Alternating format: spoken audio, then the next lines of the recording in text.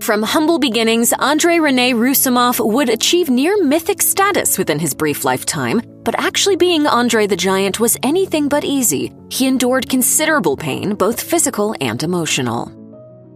André the Giant had reportedly built up a sizable fortune by the time of his death in 1993. He had come a long way from the small Roussimoff family farm in the rural French town of Molienne. The biography, The Eighth Wonder of the World, notes that his parents made sure to always have enough food for André and his 4 siblings, but they never could afford a television set or gifts on holidays. Soon after his birth in 1946, André learned how to work hard. His brother Jacques Roussimoff told biography, "My parents were very cool. We had a lot of freedom. Of course, we had to work a lot because at that time we didn't have a lot of money." André took jobs around the farm and gave working at a factory a try, but his whole world would change when he was invited to train as a wrestler in Paris. According to the Eighth Wonder of the World, he didn't get paid for his training, so he worked as a bodyguard for sex workers in the red light district of Pigalle. At one point, his funds got so low that he resorted to sleeping in one of the city's metro stations.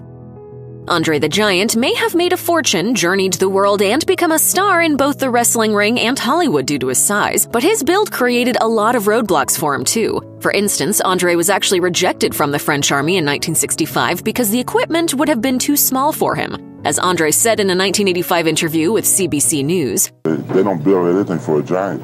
Traveling was a particular problem, with very few airlines and hotels capable of accommodating André's unique measurements. In the HBO documentary André the Giant, longtime friend and former referee Tim White remembered that instead of squeezing himself in a plane's compact bathroom stall, André would urinate in a bucket hidden only by a curtain. In an interview with The Voice Versus, Hulk Hogan said, "There was never a chair, there was never a knife, a fork, a bed, there was never a situation where he could be comfortable." André also had to have all his clothes custom made, his shoe size was 24, and even something as simple as making a phone call was a chore. As André the Giant director Jason Hare told the New York Post, he couldn't dial a phone, he used to put a pencil in the holes of the rotary phone. There is some confusion over whether André the Giant officially wed Jean Christensen, the mother of his only child, back in the 1970s. According to HeraldNet, they didn't register their marriage in the United States, but did so in Canada. Whether they were legally tied together or not, their relationship sadly didn't last. Christensen, who had been a seamstress for wrestling gear, and André separated shortly after they became parents. And daughter Robin Christensen Roussimoff suspected her father's profession was to blame, telling HeraldNet, "There were too many other people surrounding him. It was a common-law marriage. They were together forever until she had me." In 2008, Jean offered a pretty backhanded compliment to her former flame, telling HeraldNet, "He was a huge man. I was making his clothes. It was the only time he looked good." According to André's ex, Jean Christensen, you could count on one hand the number of times that the star made the effort to see his only child, Robin. Jean claimed Robin only saw André on 5 occasions before his death, and as she later told CBS Sports, they weren't always during the most relaxed circumstances either. "I can recall 2 or 3 times at arenas. Unfortunately, other times they were in court." He's like kind of a stranger in a way. Jackie McCauley, a longtime friend of André, claimed that the wrestler was left heartbroken by his lack of father-daughter time. So what exactly was it that kept them apart? Robin later explained to WrestleZone radio podcast, "We unfortunately did not have that great of a relationship, mostly because he was on the road so much. I think it came to like 298 days out of the year in his prime." According to the Eighth Wonder of the World biography, Robin says she believes he would have liked to have been in her life, explaining, "I fully understand that he couldn't be the father he probably wanted to be." As you might expect, it took a lot for André the Giant to get even a little tipsy, let alone anywhere near fully drunk. As the story goes, the wrestler would often consume more than 100 beers in just one night, and he reportedly could get through an entire case of wine before entering the ring.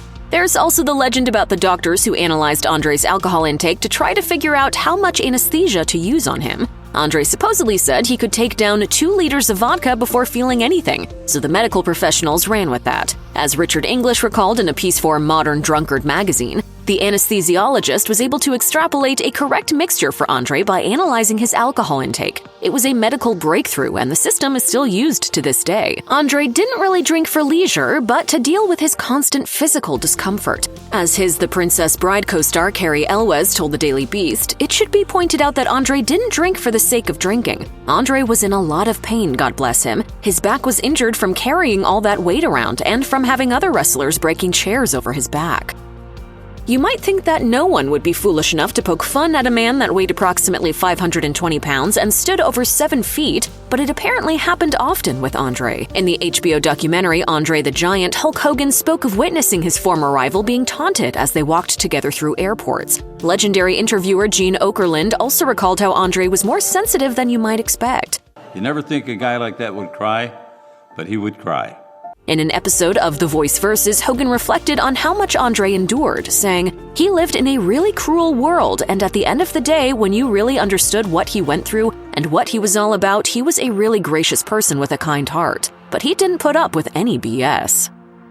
André the Giant was reportedly first officially diagnosed with acromegaly, a pituitary gland disorder which causes a dangerous increase in growth hormone, while wrestling in Japan in the 1970s, and then again in the 1980s. In the HBO documentary about André, Dr. Harris Yet explained that the condition could have been treated, but André refused any kind of medical help.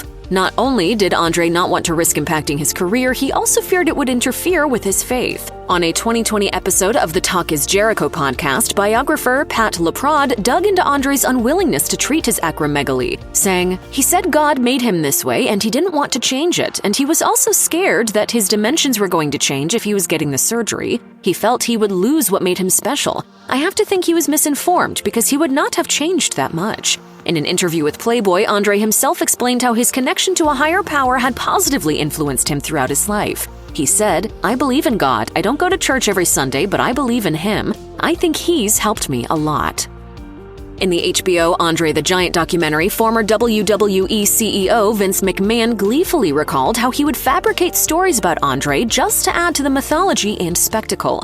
You could say anything about André and people would believe it. McMahon went on to explain that he'd tell people that one of André's rings would be bigger than the average person's wrist, or that the Giant had multiple rows of teeth like a shark, and they'd buy it. Ric Flair revealed that as a result, he could not help but think about the rumors whenever he came face to face with the late great. He said, "Every time André talked to me, I tried looking for that second row of teeth." Flair went on to add that he believed the legend that André was born with 2 hearts, which was an actual rumor that went around. The moment when Hulk Hogan body-slammed André the Giant at WrestleMania 3 in 1987 is one of the defining moments in pro wrestling history. André was 520 pounds at the time. Hogan said he ended up tearing a back muscle doing the iconic move. André had only just undergone surgery to his back, too. Throughout the match, André struggled to walk around the ring and had to hold onto the ropes just to steady himself, but to give the crowd the promised spectacle, André gave Hogan the green light to body-slam him. Hogan told Sports Illustrated, "I tried so hard to give people something they'd never forget. André passed the torch to me, but he made me earn it." Improbably, André's wrestling career lasted another 5 years after that match. Of course, by that point, the Frenchman was a shell of his former self. His size and the array of injuries he'd picked up throughout his decades in the ring had taken a tremendous toll. Fellow wrestler Jake the Snake Roberts told CBS Sports, "Toward the end, he probably shouldn't have been out there, but he was so amazing to see. He still put butts in seats. He carried himself well, even though he couldn't walk fast. Him walking slow just made him look that much bigger." Outside of the ring, connecting with others did not always come easily to the colossal wrestling star. Though he was known for being a kind and gracious person, he was also an intimidating figure. He once told Sports Illustrated, "Often when I go to the homes of people who have small children, the children will run from me even though they have seen me on television. I understand why they do this, but it is a sad feeling for me, even so."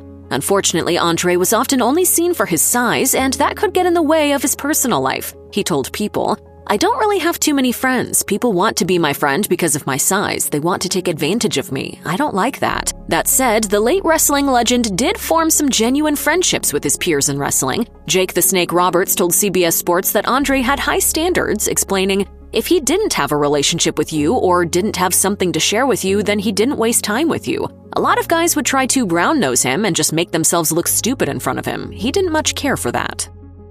In January 1993, André the Giant learned that his father was on his deathbed. The wrestler traveled to France to be there for the funeral and decided to stay for a few more days to be there for his mother. Longtime friend Jackie McCauley told CBS Sports that André was not in good health on the trip, saying, "I saw pictures of him at his mother's birthday party and I was shocked. His skin was gray and powdery and his eyes were so deep."